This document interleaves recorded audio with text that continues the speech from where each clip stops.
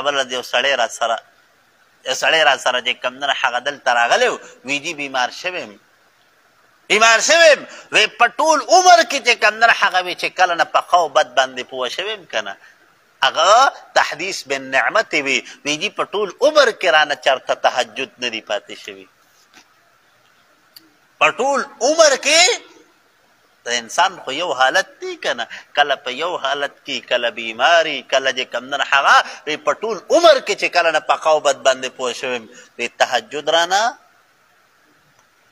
نه دی پاتې شوي ښه داسې خلق هم شته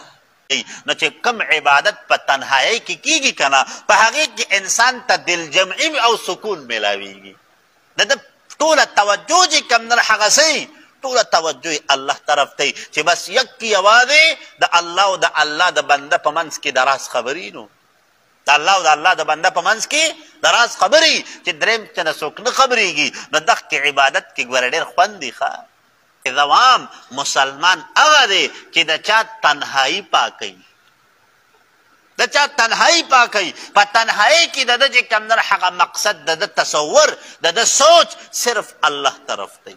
او مسلمان هغه دی چې د ده مجلس پاک وي چې په مجلس کې سره ناست دی که نه نو چې دی داسې بېهوده خبرې بېهوده الفاظ چې کوم نه هغه نه استعمالوي نن مونږ تاسو چې کینو نو په تنهایی کې زمونږ تصور کوم طرف ته ځي زمونږ تاسو په تنهایی کې کیفیت څنګه وي زمونږ ستاسو د تنهایی هغه سوچ چې کوم نه هغه کوم طرف دی نو دوام حقیقت کې مسلمان هغه دی چې په تنهایی کې دته الله یاد وي او د ده تنهایی پاکوي پوهېږئ تاسو نو د تنهایی هغه کیفیت دای چې د ده په زړه کې په دقه ټیم کې هم دا تصور چې زما الله شته او بیا زما الله زما د بدن زما د زړه زما د دل او دماغ د هر کیفیت نه خبردار دی نو هله به کار برابرېږي ښه هله به کار برابرېږي زمونږ خلق خو نن تصور دا کوي چې سرې یاره خلق مې ویني نو لغونته کې قدم په سوچ سمج سره اخلي خو چې د خلقو د نظر نه پناه که نه نو بیا صحیح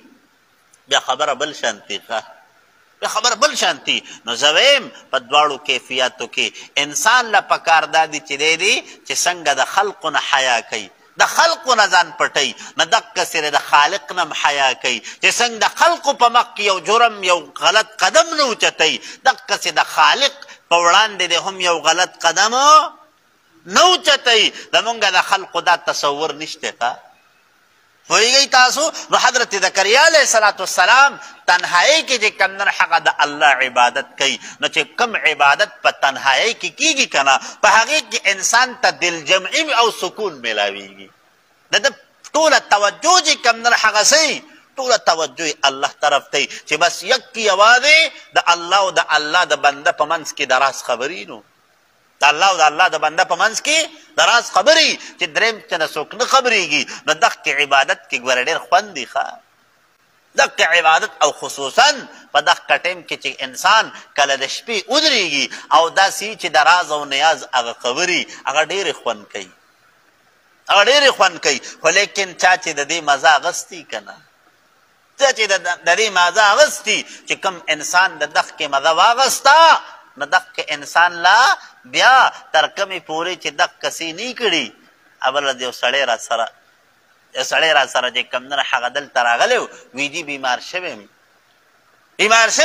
وی په ټول عمر کې چې کوم نه هغه وی چې کله نه په ښه او بد باندې پوه شویم که نه هغه تحدیث بن نعمت وی جي په ټول عمر کې رانه چرته تهجد نه دی پاتې شوي